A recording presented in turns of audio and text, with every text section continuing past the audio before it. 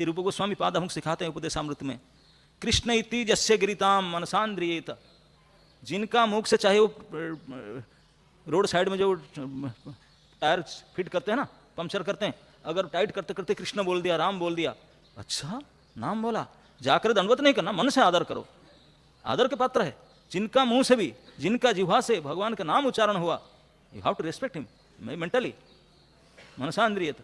और जो उससे एक बार नहीं बराबर लेता है, अधिकांश समय नाम लेता है, तो उसको केवल मन से आदर नहीं, कम से कम हाथ जोड़ के, मुंह से तो बोलो कि प्रभु जी प्रणाम, हरे कृष्ण बोलो।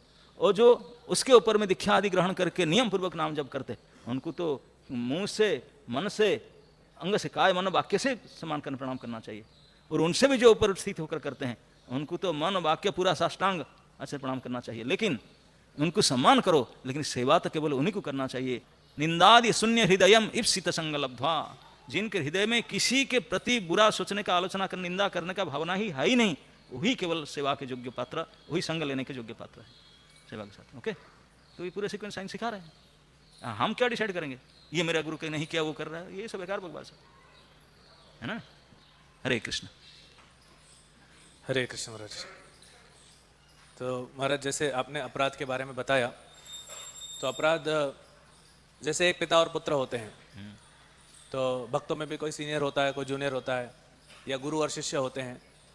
तो आजकल बाहर कल्चर क्या चल रहा है कि पिता पुत्र बराबर हैं, तो कई बार वो बाउंड्री जो सम्मान की होती है वो कम हो जाती है। तो वही चीज़ लेके हम इस्कॉन में भी आते हैं, और हमको लगता है कि अगर सीनियर ने हमको डांटा तो हम भी सीनियर को डांट सकते हैं, अगर सीनियर ने गुस्सा कर दिया तो हम भी सीनियर का निंदा कर सकते हैं, हिसाब बराबर हो गया। तो इसमें कैसे समझें? Thank you. ये आजकल के आधुनिक शिक्षा हो सकता है, लेकिन भागवती शिक्षा नहीं है। भागवतों को ऐसा नहीं सिखाता। अभी हम जो भजन गाए, कभी श्री चैतन्य मुरे करीबे न दया, भगवान के कब दया होगा ताकि मैं वैष्णव की पदछाया पाऊंगा, ये भगवान की दया के प्रमाण है। कोई भक्तों की सेवा प्राप्त करना ही भगवान की दया है। कभी श्री चैतन्य मुरे करीबे न दया, कभी मैं पाई वैसे वैष्णव पदछाया। अब फिर कैसे डील करूंगा भगवान, वही तो बता गया उसमें सारे। तो वैष्णव की सम्मान और सेवा पाना ही भगवान की कृपा ही है, भगवान की कृपा से ही प्राप्त होता है ये सुजोग। छाड़िया वैष्णव सेवा निस्तार पाइछे के बा, प्रभुपाद जी ने बार बार बोलते हैं, सक्सेस तो संभव ही नहीं है बिना वैष्णव की कृपा से, है ना। महत कृपा बिना कोई कार्य सिद्धि नहीं, प्रेम भक्ति दूरे रहो संसार नहीं खेल। वैष्णव की कृपा बिना तो कुछ संभव ही नहीं।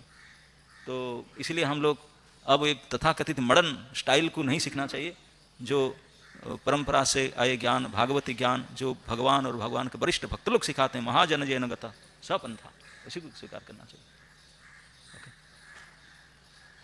ये तो महाराज कभी ऐसी कोई स्थिति है कि कोई जूनियर भक्त देख रहा है कि सीनियर भक्त कोई गलती कर रहा है, तो जूनियर भक्त अभी सीनियर को भी करेक्ट नहीं कर सकता, और वो देख रहा है और कुछ ना बोले तो उसको अपराध भी लग रहा है, तो फिर कैसे समझें?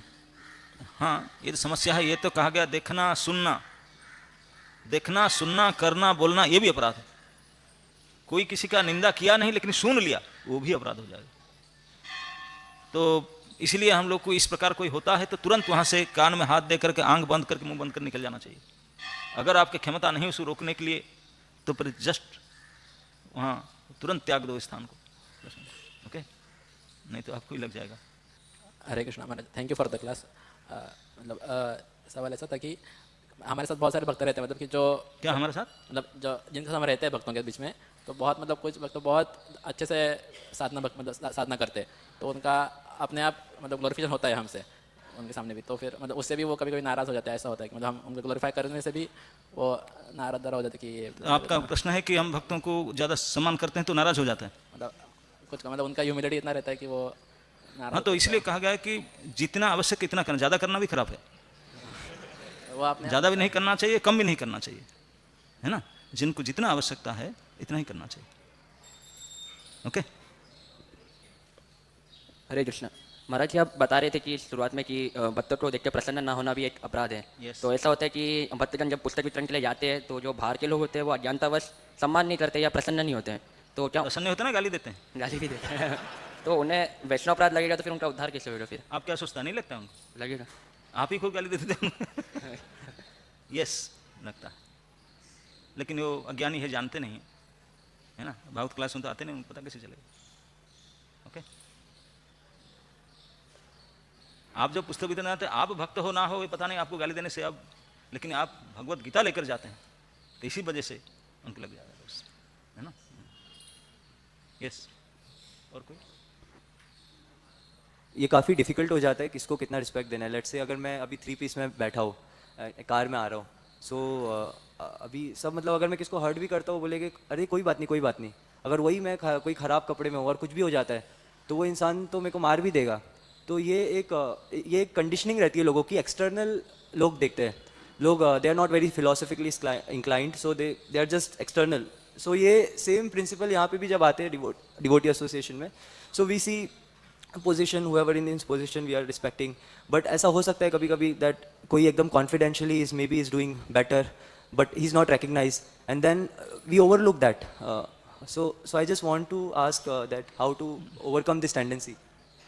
Shall I speak in Hindi और इंग्लिश? प्रभु ने पूछ रहे हैं कि कभी कभी हम लोग का व्यवहार में देखते हैं कि हम एक्सटर्नल सिचुएशन, बाहर वातावरण को, पोशाक को, पोजीशन को, पोस्ट को देख करके सम्मान देते हैं, लेकिन उनके भक्ति को देख नहीं पाते हैं। भक्ति को सम्मान यही है ना।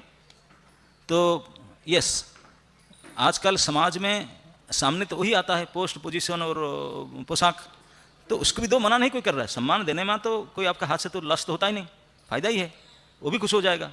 वो मूर्ख भी हो, महामूर्ख है, लेकिन पैंट कोट शर्ट में है तो प्रणाम कर देना, कुछ भी तो हो जाएगा, तो आपका कोई लस्त होता ही नहीं। लेकिन अगर पता चला कि ये डिवोटी है, फिर केवल प्रणाम से नहीं, कुछ भली प्रकार से सम्मान करना चाहिए, समझाना चाहिए। हमको सतर्क रहना चाहिए। जो नारायण परायण है, जो भगवान के भक्त है, उनके साथ व्यवहार में हमेशा सावधानी बरतना चाहिए। बाकी जो भक्त नहीं है उनके लिए सादा सामान, एक्सटर्नल सामान भी दे सकते हैं। वो जैसे एक्सटर्नली फिट फाट बैठे तो एक्सटर्नली उनको सैल्यूट मार दो, चलेगा। लेकिन जो इंटरनली है, bhakt are not external, there internal, devotion is internal thing, तो उनको इंटरनली देना पड़ेगा। ओके, सीनियर भक्त भी होते हैं तो हम ऐसे जानबूझ के नहीं करते, लेकिन फिर भी अनइंटेंशनली भी भक्तों को कुछ बुरा लग जाता है, तो महाराज जी क्या वो भी वैष्णव अपराध रहता है? और अगर वो अपराध होता है तो उससे हम कैसे बच सकते हैं, स्पेशली यात्रा के टाइम में? तो माता जी का मुझे समझ पा रहा हूँ, आप पूछते हैं कि अनजान में अगर किसी का प्रति अपमान हो जाता है फिर क्या करें। तो अगर आग में अनजान में पैर लग जाए, हाथ लग जाए, तो क्या छोड़ देता? बोले नहीं, वो जानता नहीं, छोड़ देगा क्या? इलेक्ट्रिक करंट जलता है, अनजान में पकड़ लिए तो शक नहीं मारता क्या? तो फिर तो भक्त से व्यवहार करने के लिए अनजान जान के अनजान नहीं तो भक्त के पास जाता है, क्यों? जान करके जाओ, ये आपका कमी है, पहले जानना चाहिए वो क्या है। बिना जाने उनसे व्यवहार मत कीजिए। यात्रा में जा रहे हैं, पता कर लीजिए कौन किस भक्त है, फिर व्यवहार इसे कीजिए। ओके, आप ये एक्सक्यूज़ नहीं है मैं नहीं जानता लगेगा, और फिर जाके क्षमा मांग सकते हैं चरण पकड़ में, जानता नहीं था हो गया तो माफ कर देंगे, दैट्स ओके। लेकिन आप बच नहीं सकते बिना लगे। ओके ओके, और कोई? हरे कृष्ण महाराज, कभी कभी ऐसा होता है कि हम जो नॉन डिवोटी है उनके साथ भी हमारा कुछ मतभेद हो जाता है और मन में ग्रजेस रह जाते हैं, तो क्या हमें उनके साथ भी जाके उस चीज़ को क्लियर करना चाहिए या कैसे? तो आपका कहना है जो नॉन डिवोटी है उनके साथ क्या होना चाहिए? डिवोटी की बात चल रहा है। हाँ, नॉन डिवोटी को भी असम्मान नहीं करना चाहिए। आप जैसे समान डिवोटी के बिल्कुल सतर्क करते हैं, इसमें सतर्क नहीं रहना चाहिए। लेकिन हम भक्त होने के नाते हमारा स्वभाव आदर्श होना चाहिए। हम जब एक कुत्ता देखने से भूखता है, हम भी भूखेंगे क्या? तो हमारा कुत्ता में अंतर क्या रह गया? बराबर। तो अगर हम भी नॉन डिवोटी की तरह उतर जाएं तो हम डिवोटी क्या कहलाएंगे?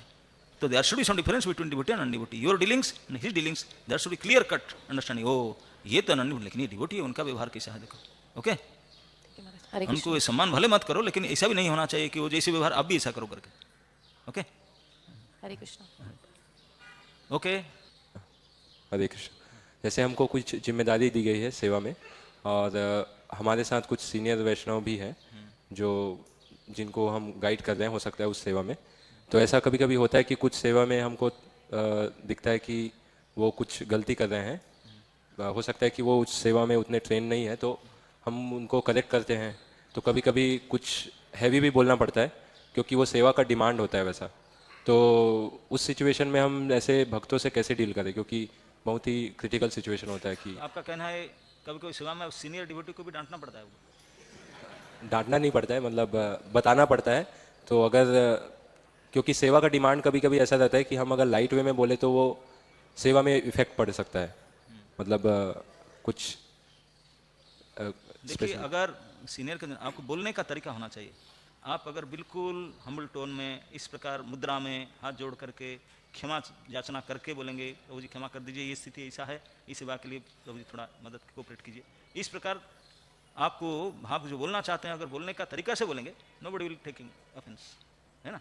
लेकिन हम इतने तरीका से करते हैं कि जैसे मेरे अंडर से तुम हो, ऐसा नहीं करना चाहिए। चाहे बड़े हो छोटे हो, व्यवहार अगर सही प्रकार से हो तो they will not take offence. Okay, Hare Krishna.